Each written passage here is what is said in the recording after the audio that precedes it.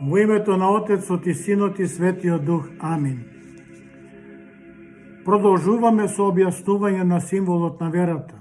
Денес ќе се задржиме на 4-тиот член, кој гласи: И беше распнат заради нас луѓето во времето на Понтиј Пилат, пострада и беше погребен. Зошто се случи Христовото страдање? Христовите страдања на крстот го представуваат централниот настан во христијанството, со кој Господ Исус Христос доброволно ја превзел врз себе човечката гревовност, за да донесе победа над смртта и спасение на луѓето. Неговите страдања се случуваат на Велики петок, а според јудејскиот календар ден пред јудејскиот празник Пасха. Зошто беше Христос осуден? Христовото осудување има две димензии. Првата е верска, бидејќи бил обвинет пред верските водачи за богохулство, а втората е политичка, бидејќи бил обвинет пред римскиот наместник Понтиј Пилат како бунтовник на народот против империјата. Седиштето на римскиот наместник било во Кесарија и Понтиј Пилат специјално дошол во Ерусалим заради судењето на Господа Исуса Христа. Оддалеченоста помеѓу Кесарија и Ерусалим е околу 50 и нешто километри. Христовите страдања започнуваат ноќта во Гециманската градина. Имено после тајната вечера, Христос заедно со апостолите отишол во Гециманската градина. Гециманија била мирно и тивко место и затоа Христос често пати доаѓал на молитва. Јуда го знаел тоа. Откако неприметно Јуда ја напуштил вечерата, отишол кај народните управители и се договорил за предавството. Истата ноќ фарисеите испратиле 4 војници, го фатиле Христа и го довеле кај првосвештеникот Кајафа, а потоа кај првосвештеникот Ана. Ноќта Господ Исус Христос бил силно и страшно измачуван. Таа била негова последна ноќ. Иако не направил ниту едно лошо дело, Христос добил казна како најголем злочинец. Пред се, треба да се знае дека Христос не бил ниту криминалец, ниту разбойник, ниту крадец, туку неопходно било нешто да се измисли за да биде осуден и отстранет од народот. Но знаејќи целта на Христовото доаѓање на земјата, Он сето тоа доброволно го прифатил. Он како човек претрпел тешки физички измачувања. Знаејќи дека се наближува моментот за страдање, со молитва се обраќа кон Бога Отца и вели: Отче мој, ако е можно, нека ме одмине оваа чаша, но не како што јас сакам, туку ти. Обраќајќи се повторно, Христос вели: Отче мој, ако не може да одмине оваа чаша од мене, да ја испијам, тогаш нека биде Твојата волја. Матеј 26, 19 и 42. Зошто Бог го избрал овој начин за спасение на луѓето? Затоа што никој друг не можеше да принесе таква жртва освен единородниот Син, Господ Исус Христос. Во беседата за Велики петок Свети Јован Златоуст вели: Христовата смрт за човекот му донесе спасение, оти без неговата смрт човекот нема надеж. Подготвувањето на луѓето за Царството Небесно се протега низ целата Христова проповед на земјата. Он затоа дојде да имаме живот вечен и да имаме изобилие, вели евангелистот Јован, глава 10:10. Цело време Христос проповедал за спасението на луѓето и за својата победа над смртта. Он тоа го правил со зборови, често пати употребувал метафори, а правил и чуда. Но народните управители на Христовите зборови и чуда им давале човечки димензии.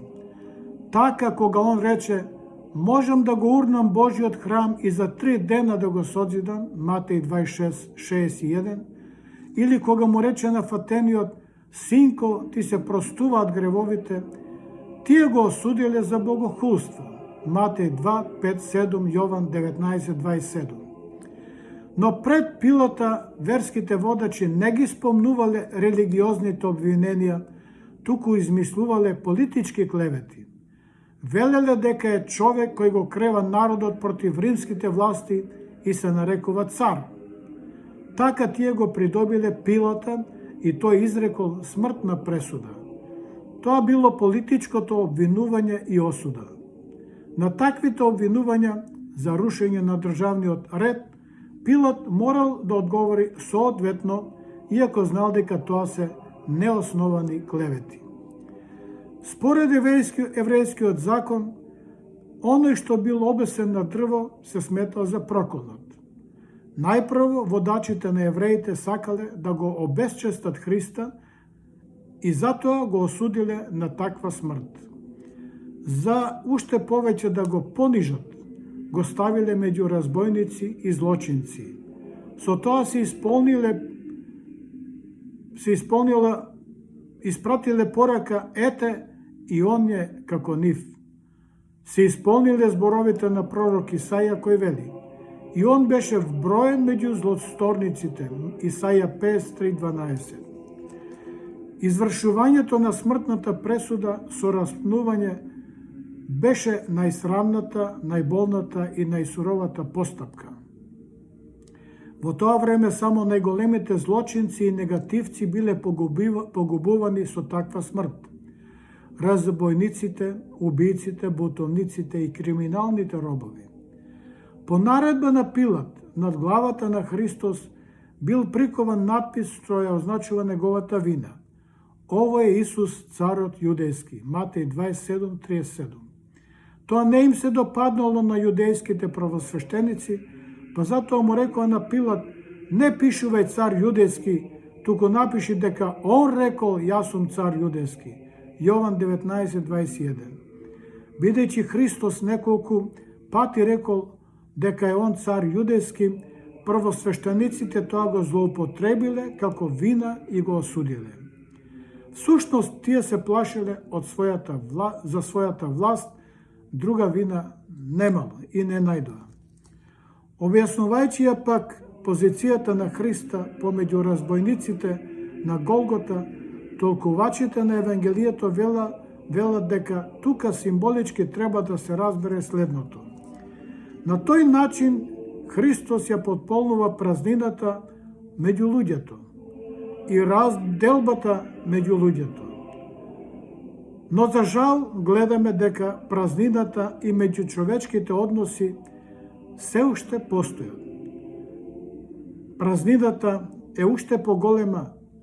Гледаме и чувствуваме како денес љубовта пресушува и испарува. Сведоци сме како мирот во светот исчезнува, а непријателството се зголемува.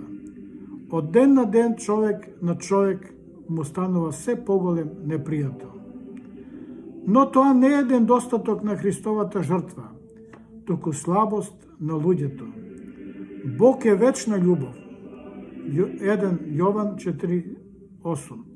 Без разлика на тоа дали ние го прифаќаме или не го прифаќаме, Он дојде во светот да се принесе себе си за жртва, за да воспостави мир меѓу човек со човека и помеѓу човекот со Бога. Римјаните 5:1. Светиот апостол Павле во Римјаните 5 глава 10 стих вели: Бог ја покажа љубовта своја кон нас со тоа што Христос умре за нас. Тоа е објективната страна, а другата субјективната е наша задача. На крстот Исус бил распнат со клинци низ рацете и нозете.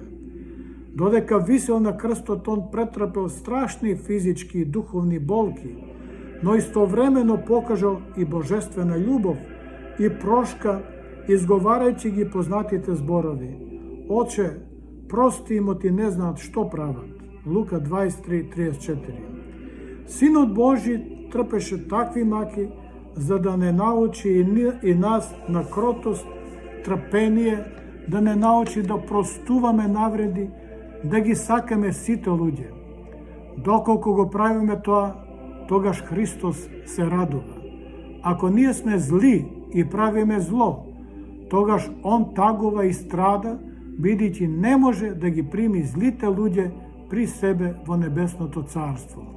Секоја навреда кон ближниот е навреда и кон Бога. По неколку часа маки на крстот, Христос издивнал. Потоа војниците со копје го прободеле неговото тело, од кое потече крв и вода. Праведните Јосиф од Ариматеја и Никодим го симнале телото од крстот, го положиле на рацете на Богородица, а потоа го погребале во гробница. Човечки гледано, осудата и страдањето Христово е голема неправда. Но гледано богословски тоа е голема тајна. Зошто? Затоа што Христос ја победи смртта и повторно ја создаде човечката природа. Најголемата придобивка за луѓето е триумфалната победа над ѓаволот, смртта и над гревот. Со тоа целта на неговото доаѓање е исполнета. Таинскиот елемент за овој настан не се исцрпува само со надворешно, туку се протега и на лично доживување на овој настан. Личното учество во страдањето и крстот Христов во рамките на светотаинскиот простор на црквата, особено на светата литургија, ја сочинува силата на тајната на крстот и на воскресението. Но според христијанското учење, овие страдања се сметаат за доброволен чин на самопожртвуваност преку кој се исполнуваат старозаветните пророштва. Страдањето на крстот се прима и разбира како највисок израз на Божјата љубов кон луѓето. Ние веруваме дека преку Христовото страдање и воскресението Негово, човекот е ослободен од гревот, а животворниот крст и искушенијата на секој верник добиваат спасоносна димензија доколку се носат со вера и понизност. Затоа требаше Христос да пострада и зошто требаше Христос да пострада и зошто ги посека страдањата на крстот. Од учењето на светите отци знаеме дека воплотувањето на Христа беше волја Божја. Богословски гледано, како Бог определил затоа што човекот никогаш не би можел да достигне до обожување ако не постоеше конкретна личност во која би била соедината Божјата со човечката природа и тоа непроменливо, неслиено и неразделно. Затоа се случи страдањето, крстот и смртта Христови. Затоа што по падот на Адам дојде смртта во светот, така Христос прими смртно и страстно тело со својата волја и слобода за да ја победи смртта. Во третиот ден Христос воскресна. Амин.